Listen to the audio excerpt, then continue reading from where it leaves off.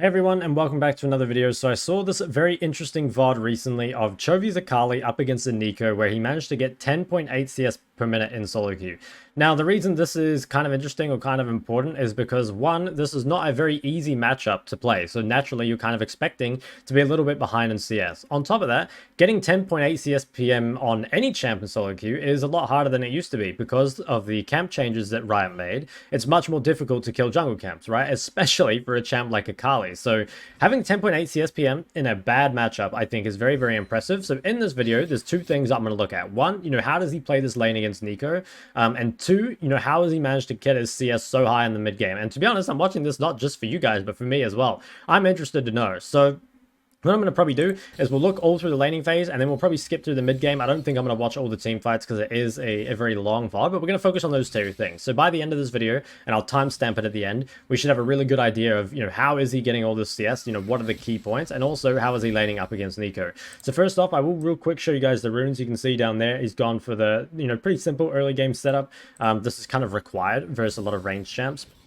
Now, the kind of interesting thing is that normally when you're playing against these range champs, right, the way you kind of play these matchups out as a melee or as a Akali is that you need to use your movement speed, you need to use that fleet sustain and everything to make sure to dodge as many skill shots as possible. The problem with Nico, though, is that her skill shots are almost unmissable. Like, you can kind of dodge them, but they're really big and it's very difficult.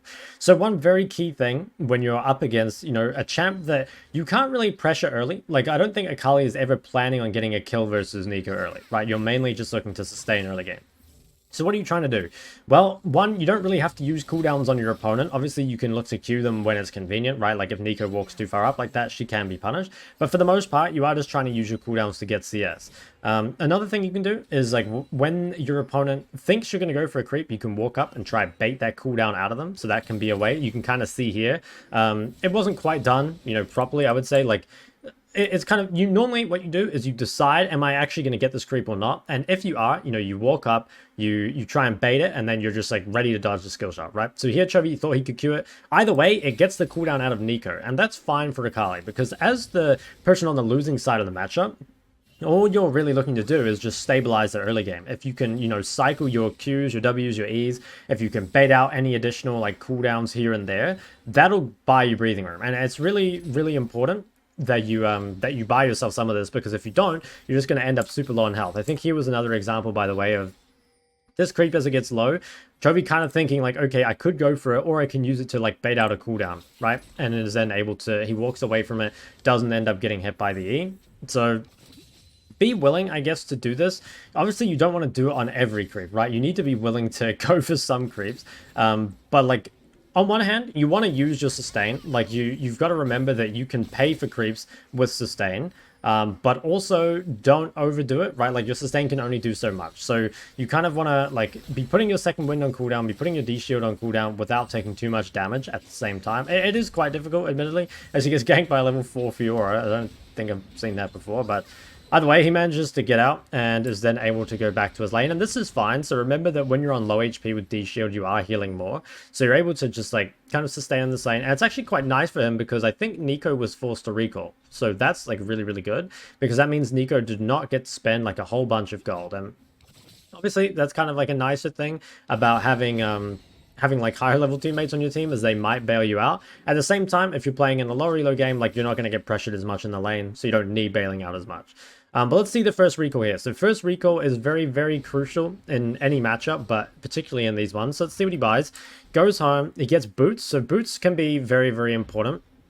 Especially if you're against skill shot champions. Boots can be really, really nice because obviously they allow you to dodge skill shots. Boots can also be nice in general as the melee versus range, because it allows you to kite away from their auto attacks a bit easier. It also allows you to chase them down if you need to.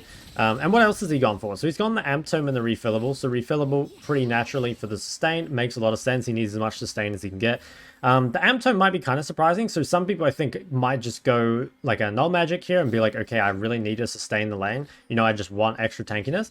And you can do that. And I don't think it's necessarily bad. But I think one thing you've got to remember is that If you don't buy any AP early, you know, you're gonna have a really hard time clearing out the creeps, right? And in this sort of lane, like it's very important that you're able to kill the creeps with 2 Qs as opposed to 3, because that's a lot of additional energy used, right? So the sooner you can clear the back wave, especially with 2 Qs, that makes a really big difference to just making sure that you have energy left over to threaten your opponent, and that you're not just like, you know, missing a bunch of CS on the tower. So here, just letting the wave come to him, this is good because you'll naturally be able to CS a bit easier on your side of the lane. You can see trying to bait out cooldowns whenever possible, using that fleet movement speed, you know, if you can. Here, Neeko hits 6 and goes for the ult, manages to dodge the Q though, so we're not too bad. And you can kind of see here what I mean about, like, the wave is going to crash on the tower, but if you have a decent amount of AP, you actually are going to be able to kill some of this, which is kind of what's happening here. Did manage to get away from that, so that's kind of good. Now, as long as you can stabilize here, it's very important. So as any like assassin or as any, you know, champ that doesn't really bring a lot of utility, it's super important that you have a solid early game, or at least that you don't die. You know, going down CS is fine, but it's so critical that you don't die. And the reason is that, like, assassins, right, the 2 ways they're going to kind of make gold or, you know, find impact in the rest of the game is by either killing champs or farming creeps, right? Like, that's how their economy comes from. They're not like a mage champion that can bring utility even without gold, right? Like, you can think of some champs like Ahri, where even if Ahri was 0 to 10, she at least still has charm and Everfrost or whatever, right? Akali, and most assassins don't offer any of this utility. And so if you get to a point where you're too weak to farm the creeps, either because you're zoned off or you just don't have enough AP to kill them, or, you know, for whatever reason you just can't, right? You just don't have enough wave clear, and you're also too weak to farm champions, you can end up in a position where you can't get any gold, and you also can't, you know, you can't kill anyone. You can't farm any champs, can't kill any creeps, and you don't bring any utility whatsoever. So you're just useless, right? And that's very important that you don't get to that point. And it kind of goes without saying, right? Like, no one's going into the game saying that, like, oh, I really want to lose early game. What I'm trying to say basically is that, like, it's so crucial as these champs that you have a solid early game. Like, if you can come out of the early game 0-0-0 with high CS, you have a very good chance to carry in the mid game, especially in these sorts of matchups. So a lot of these matchups as an assassin, you tend to lose quite early, right? But as long as you're even, the side lane's really good for you, the team fights are really good for you, and so you have ways to come back in the game. It's just that managing the early game is so difficult. Now here, I think Neeko might actually be dead, so she's moved up a bit too far and used a lot of cooldowns and now cannot get the Akali. So let's have a look at this punish, right? Like, how did this happen, basically? So for a lot of this lane, obviously the Akali was just on super low HP, couldn't really do anything, but every time the Neeko uses a bit too many cooldowns, you can kind of see in times like these, you know, Akali just gets a bit more time to sustain, and if you can just kind of weave in a Q here and there, remember that you need to land like a lot less damage than your opponent does, because they have to get through the ton of sustain you have, whereas most of the time, the only sustain your opponents have is a refillable, and if you can get them down to kind of that 60% health, suddenly you have a kill window. And so you can see now with that AP is able to 2-shot the backline with Qs, which makes a big difference, right? If you can manage to kill this a bit quicker, it's going to allow yourself to CS, you know, a lot easier and not end up missing them.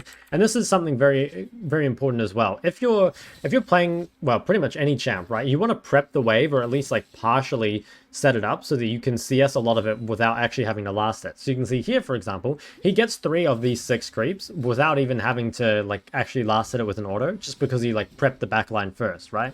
And that's pretty important because that adds up to a lot of CS. I see a lot of you, you know, you get that kill, and then when you try and push it out, you end up missing a few as it kind of shoves out. So what are we looking at now? We've got a big spike, we've got tier 2 boost, we've got the alternator, so this is really good. I mean, the movement speed is super nice, the magic pen, and of course the AP to allow you to shove out these waves. So you probably at this point want to just chill for another like 40 seconds or so, wait for your ulti to be back up. It's pretty important as like a champ like Akali that you play around your windows really hard, like really... Yeah, like you're not really a champ without ult. You can look to kill steal without ult, essentially, but you're not really looking to make any like big plays or anything like that without it. So for now, we'll just keep focusing on the Neeko lane, and I think in a few more minutes we'll kind of look to focus on the mid game instead, because I think we've kind of got the good takeaways from the early game, which is that it's mainly about like abusing this rune page, you know, being willing to trade HP for CS and stuff like that. I'll actually show you. So currently he's sitting at 670 healed just from second wind, so that's not including, you know, D shield or fleet.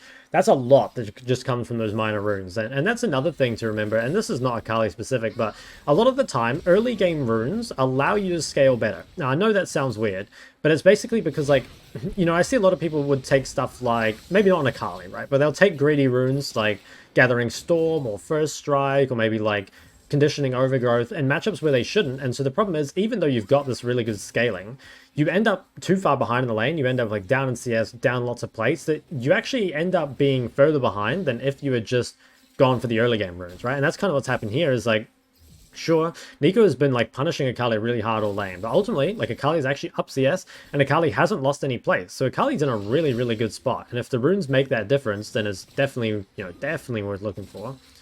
So we'll skip ahead a little bit here. Let me just go back over here. Skip ahead a little bit. I want to kind of see this deck's recall. So again, we'll probably see him just look for some sort of fight here. This is what I mean. Like, you can come KS things, by the way. Like, if you get priority over mid, or if like you see there's a fight in river, you can walk to these and look to kill steal. But again, don't be going into this thinking like, yeah, you really want to fight here. You're just looking to make it quick, looking to come get a like nice cheese kill and then back away from it. So it goes for the recall. Now has a lot of AP. You can see this is going to make killing waves a lot easier. And again, that is so important, because as an assassin, like, even if you don't snowball, you want to keep that CS up. You want to, like, you know, make sure you're getting into the mid game in a relatively solid spot. And the nice thing now is, like, because you do so much damage to the creep wave, it is quite hard for Nico to just like match by hitting Akali, because she actually has to think about killing the wave as well, right? Because the creeps are just dying so quickly. Goes aggressive here, doesn't end up finding anything. So I think what I want to do now is mainly look at the mid game. So to quickly kind of like summarize the early game, I suppose it was mainly just clever use of, you know, baiting out skill shots, knowing how to punish the cooldowns, and I think also, you know, using like, I don't know, almost like the strengths of Akali over Nico, right? Like, you're never going to win those long trades, but you do have some sort of all-in. You do have a lot of mobility to dodge some of the key skill shots.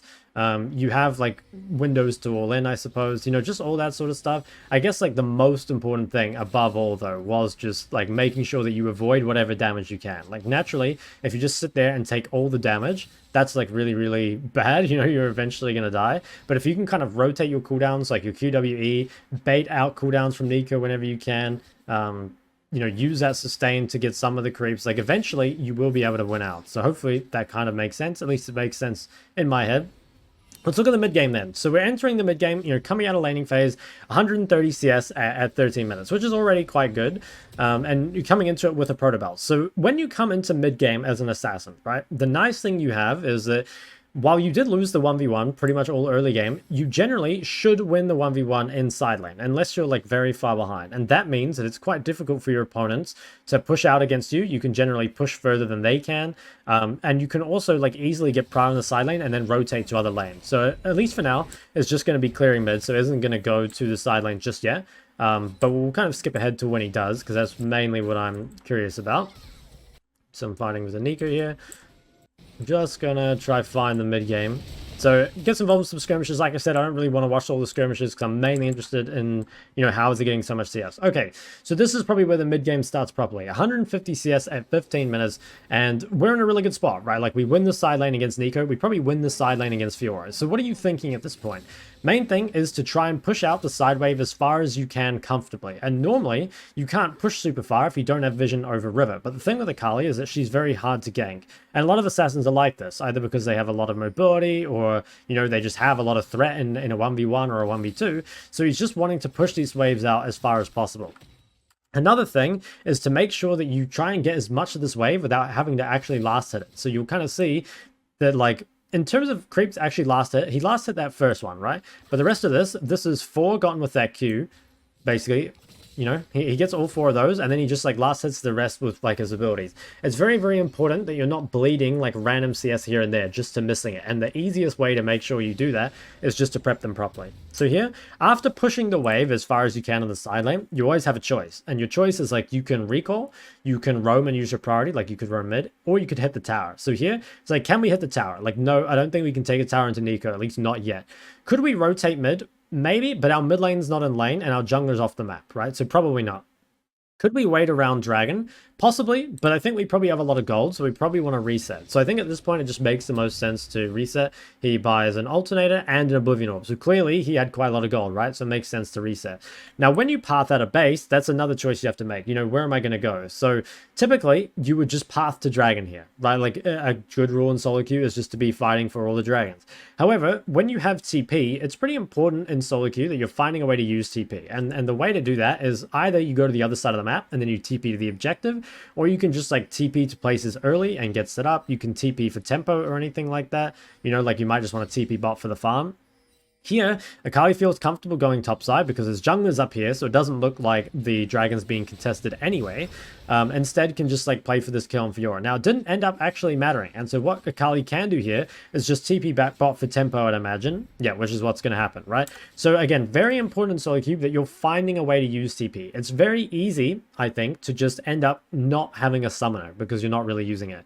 So if you ever see good opportunities to use TP, even if it's not like the best opportunity to use TP, generally you should just use it because you're going to find some value out of it in the mid game. So TP's back bot. This allows them to now get really good tempo on the bot wave. It'll allow them to get to this dragon if they really want to. Now here, again, you have kind of a tough choice to make. Do you want to shove this next wave or collapse mid? So he starts like kind of moving up mid. I mean, we can't see because we can't see the fight, but it looks like a fight's about to start and he wants to be there, especially because he does not have TP. Maybe if you had TP, you might just want to push that wave and then move. So he probably like checks, sees like that, seems like that fight's done. So then he just goes back to pushing bot. Now it looks like a fight is once again going mid. So instead of pushing that next wave, he's just going to run to it. This can be the problem about side laning without TP, and you know, because like a lot of the time, even in high elo, I mean, you can see it here, your team will fight without you. So he makes an effort to get to it. Once the fight is over though, and clearly there's nothing more he can do, he just goes back to bot lane, right? So he's like always kind of reevaluating, you know, should I be at these fights? Like, do I need to move? Do I not? And whenever he doesn't need to, he just pushes the side lane. So far, you know, has 182 CS at 17. I mean, that's looking really good. The keys being, at least in the mid game, that he's pushed out the side lane as far as he can whenever possible. And importantly, he just hasn't died, right? Like, if you don't die, naturally, you're going to have quite a bit more CS. And this kind of goes without saying. Now, coming back bot, you should beat Fiora at this point. I mean, up 2 levels and also have the Oblivion Orb to cut her healing. So that means you can win this 1v1. Now, again, as most champs, you would need to be a bit more careful here because your team's off the map. But again, Akali is so safe and so strong in isolated 1v1 that you should be fine. She did see Lee Sin in the bot jungle, so might need to be a bit careful of that now that she's used, you know, ult and W. But has Nautilus and River at the same time, so might be okay. And you can see, just always in the side lane. It's really, really good. In solo queue, you pretty much only want to be grouped when like dragon's up, basically. All the rest of the time, you want to just be getting gold in the side lane. You want to be getting solo gold in the side lane and just like pushing as much as possible. Because this is gonna, you can kind of think of solo queue in like, it's sort of like sections, right? 5-minute sections. So there's like the dragon spawn and like the minute before dragon, I guess, is like the setup for dragon. And all the rest of the time is just like farming, basically, to make yourself stronger for that Baron timing. You know what I mean? So it's like, imagine we've got like the 4-minute lead up to dragon where we're just farming, getting as strong as possible. Then we got that 1 minute where we base before drag, we spend all our gold, we get all our HP, all our mana, just as strong as possible. Then we fight the dragon, and then that 5 minutes begins again, where we go back to farming, we go back to not grouping. So here, it makes sense to deploy out to bot side. I mean, Pantheon was on top, so just gonna come out bot and look to shove. Now here, again, kind of tough decision. Do we walk mid or do we keep pushing bot? So I think it's honestly kind of a hard decision to make. Like, you could walk mid right now and look for some sort of fight. Again, it sucks because you don't have TP right now because ideally you keep pushing bot and then you TP. He could be slightly scared of like Lee Sin making a play on bot.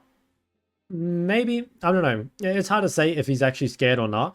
Okay, I would guess not because Lee Sin just showed, but I'm not sure if he actually knew Lee Sin was there or not. But essentially, it's like, you've got to weigh up, you know, if my team is really going to fight right now, I want to like move mid and be there, right? Or if I have the opportunity, I will just keep pushing bot because it's better for me in the 1v1. But here it looks like a fight's brewing, so he walks to it, and especially without TP, it's really important that you're very aware of what's happening mid. Because if you have TP, you can always just, you know, at any point teleport to the fight. It can kind of make up for being a bit lazy or for just like fights breaking out randomly. But if you don't have TP, then it's really, really important you're just super, super aware. So here, after winning a fight, what do you do after winning a fight? So generally when you win a fight, you try and take as much of the map as you can before resetting. So that means like taking jungle camps, means pushing waves, taking objectives. So here, even though he's very low, he's going to look towards his top lane. Does hit Herald initially, but honestly, Akali's DPS on Herald is pretty non-existent. So comes top and is able to just push in this wave. Again, making sure you don't lose random CS. And you can actually see he's starting to do quite a bit of damage to the creep wave, right? Because he just has a lot of AP. So he pushes the wave as far as he can safely, decides to reset, grabs his Shattered Flame. So where do you deploy out of base here? It's not super clear because currently Pantheon is bot. He does not have TP. So, I don't know. It's probably better to go topside given that Pantheon is in bot and Pantheon's TP is coming up. But mainly, you're just looking to try find some sort of gold. It's also kind of important that if your side lane wave is really far out, like you can see here, it's quite far, right? That you kind of path through mid or through river first, just to like get a bit of control for your team and to make sure you don't end up just going on that wave and the enemy team's already in river. So you can see like he wants to get to top wave.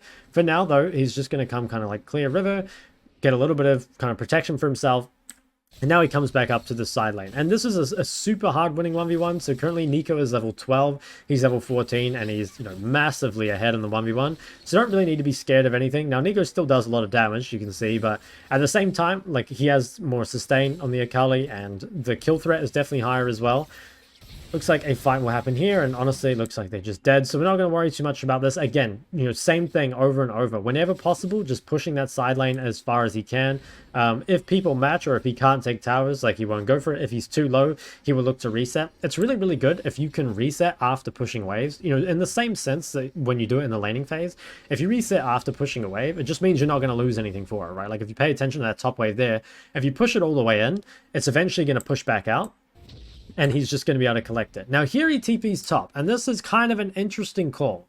So I will run you through why I think he does this, but I'll honestly say I'm not sure. So you basically, dragon spawning in like 45 or 60 seconds or something here, right?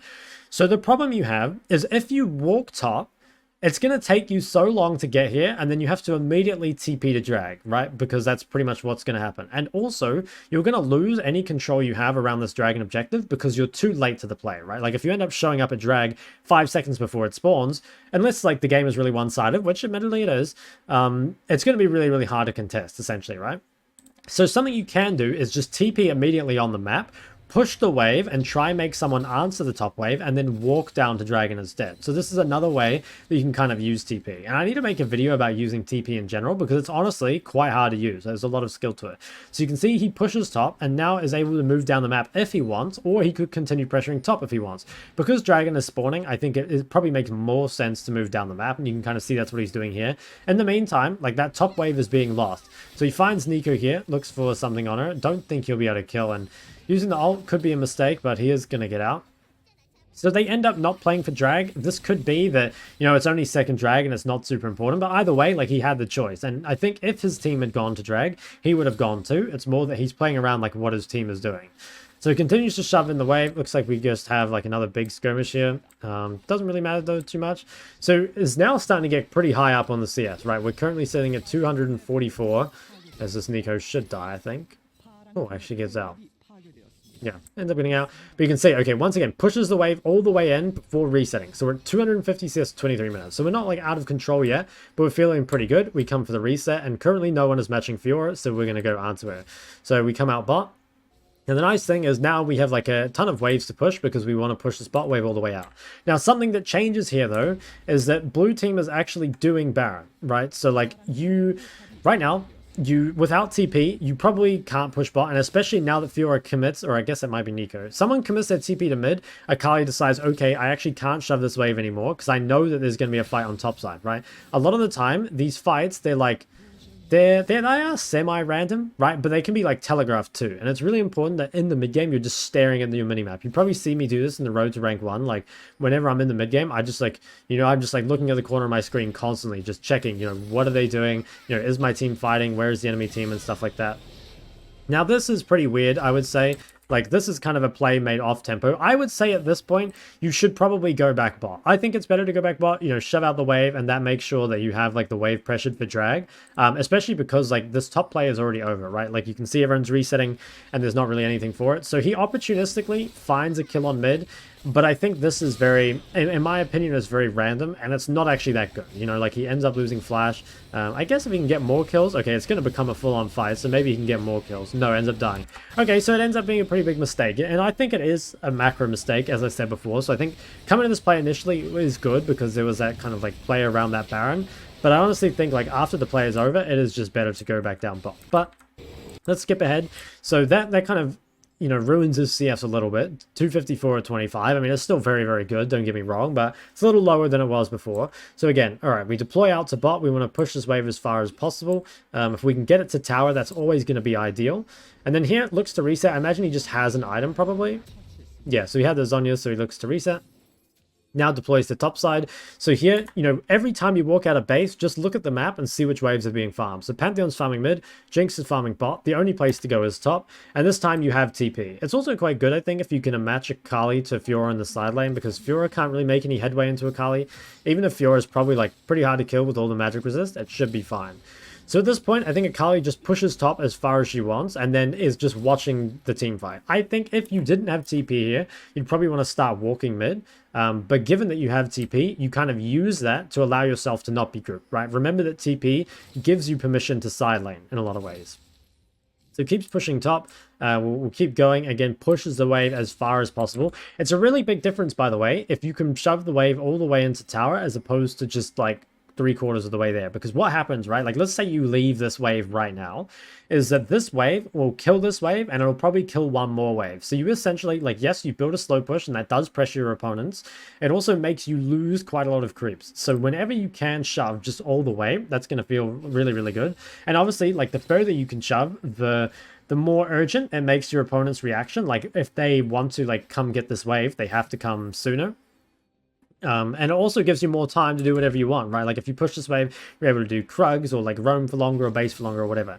Now, here Akali backs away, and I think it's mainly because you don't see anyone on the map. So you see Lee Sin moving into top jungle, and you don't see anyone showing anywhere else on the map. So at this point, you just got to chill for a bit, wait for people to show, and then re-pressure. A lot of the time, I see this in low elo all the time, is people will die on side lane, and then they'll blame their team for not getting something done on the other side of the map. And that's somewhat fair, right? But ultimately, your goal in side lane is to draw pressure without dying. It's not to draw pressure and die. Like, you need to kind of be baiting your opponents to, like, come to you. If you can get any cooldowns out of them, that's great. But ultimately, like, you need to not die. You need to keep that pressure up.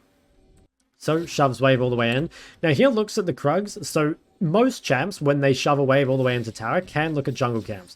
The thing is, though, if you're playing a champ like Akali, it takes forever. Now, you can still do it if you're really fed. Like, you can see here, right? He is just very, very strong, level 17, but it takes a very, very long time. And he doesn't even end up getting them all. So, yeah, that can be pretty frustrating. It's something you can look for in other champs. I'd say Akali is, like, one of the worst champs to do this on, though. But this whole time, you know, has TP, is able to just keep in the side lane, and just, like, look how little he's grouped. It's very important that you're grouped at the right times, you know, like when those big team fights happen or when the objectives are up and stuff like that. But all that rest of the time, like, you don't want to be grouped at all, basically. Now, this is a bit annoying because Jinx comes top, and it does mean that you have to share. At the same time, you could maybe siege this tower down. It is a little bit awkward, though, for Akali because she's not very good at sieging. But looks like we're going to have a 5 breakout, so he has a Zonya, so he should be okay. We'll see. Actually, he could die here. He's very, very low. He's forced to basically back out, so he looks to recall. So what do you do out of base here? It could be kind of hard to tell. Like, if the problem is, if you TP bot, it's really good for tempo, right? It allows you to farm very quickly. But the problem is, that means if your team ever makes a play on side lane or, like, on the other side of the map, you're never going to be able to get to it. So he holds his TP here, comes out bot. Here's another thing you can do. You can farm camps on the way to lane. This can be quite efficient too, because, like, what you don't want to do is you don't want to go, like, base wave and then back to Krugs as the wave continues to push bot. So if you're ever planning on taking this Krug camp, it has to be on the way out. It's a bit different if you're farming the enemy's camps, because you can do it just after pushing the wave, right? Like, that makes a lot of sense. But we'll see. I mean, just same thing time and time again. Pushes the wave as quickly as possible. Make sure not to bleed any CS. And here has vision and bot side, so he's able to push even further. Has his Poppy next to him. This is all really good. And so now we're really starting to get quite ahead in CS, right? 315 versus 202.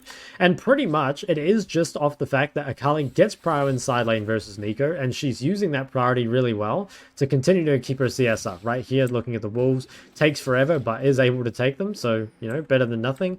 Comes back bot. Looks like he was going to go for this wave, but then people went missing, right? So he was thinking about it. He sees a Philo's bot side, is thinking, okay, maybe they'll make a play on me, especially with Pantheon and Nautilus recalling. It'd be very risky to clear that wave. So you've got to be very careful about those windows you choose. Make sure that you're not walking up at the wrong time, because again, it's so critical that you pressure the side lane without dying, because every time you die, you pretty much lose, like, I would say, like 10 or 12 CS just while you're dead, on top of like the kill goal given over and pressure lost, and then you're like lower level, you know, everything. It's just very, very punishing dying on side lane, especially. Now shoves the wave all the way in, has TP, so should still feel pretty comfortable to continue pressuring the side lane. Looks for the kill on Nico and should find it. Yeah, I mean, she just looks super dead. With the wrong one. In the meantime, though, his team won a fight, and I mean, that's fine. Like, you could just keep going on the bot side. Now shoved all the way in. It's going to look for the reset. Has a lot of gold again. Something you will also notice about Chovy is generally when he's basing, he has a lot of gold. And that's because, like, he is timing his bases very carefully, right? Like, the more time you spend in base, the less time you spend farming, right? So often he's only basing when he has TP and can get back on the map, or he's only basing when, you know, he's not going to lose a wave, or he's only basing when it's very critical to do so. Like, there's an objective or something coming up. So, like, on one hand, you don't want to be on the map for too long with too much gold. I have a video on base timing, and that's like something big I talk about, is like making sure that you're not fighting with too much gold in your inventory. At the same time, if you spend too much time in base, that's a lot of time spent not pressuring the map, not getting more gold, not getting more XP, and that's something that Chovy's really, really good at, is like balancing that really nicely. So this game is pretty much done. Like I said, I don't really care too much about the skirmishes in this one. I was mainly caring about the CS. So let's kind of recap it real quick. So for the early game, I think the main things were basically just, you know, using the rune page really well, dodging out of the Nico cooldowns whenever possible, baiting them out whenever possible. You know, punishing cooldowns obviously was a big one. Some other stuff, I think, like being willing to give up CS at some point. You know, like obviously you want to use your HP to get some CS, but you also have to just give some up every now and then. It's so critical that you don't fall behind in early game. And then once we got later in the game, what was the main thing? I mean, really, that we didn't fall behind early, and then we had that winning side lane. So whenever you're playing an assassin versus a mage, right, your laning phase is generally not your win condition, unless you have like a really good matchup. Generally what you're looking for is you're looking to win through side laning, you're looking to win through skirmishing, and you're looking to win in mid game. You're not looking to win in the early game. You're really just looking to stabilize until that first item and like kill steal some random gold if you can. Other things I think were really important in the mid game, I think TP usage was a really big one this game. I think also, you know, knowing when to back off on the sideline is very crucial too. You know, there were times when he could have overextended and died, but was able to just back out, and that made him safe. But yeah, I think there was honestly a lot to learn from this game, and I think I learned a lot too. Like, I think he did a really, really good job of like knowing what to do with TP. I actually think the TP usage was really, really impressive. Knowing when it was good to TP on the map and when it was good to hold it, I think that's quite hard to do. And again, I really want to make a video on TP because I think it'd be really helpful. But if you guys did enjoy the video, let me know. I wanted to make you know, a video not just on Chovy, but on Akali in general, because it's a champ that I've wanted to play more, and I think she's actually pretty strong at the moment, but I just don't feel like, I actually think I'm like reasonably good at Akali, but at the moment, there's not really a time where I feel like I want to pick Akali over another champ. And it's not so much that Akali's weak, it's more that just like I'm more comfortable on other champs, right? Especially when I'm like focusing on the road to rank 1. But honestly, like watching VODs like this really makes me want to play her. Like, she has a lot of potential, and hopefully it makes you guys want to play her too. And I'll see you guys in the next one.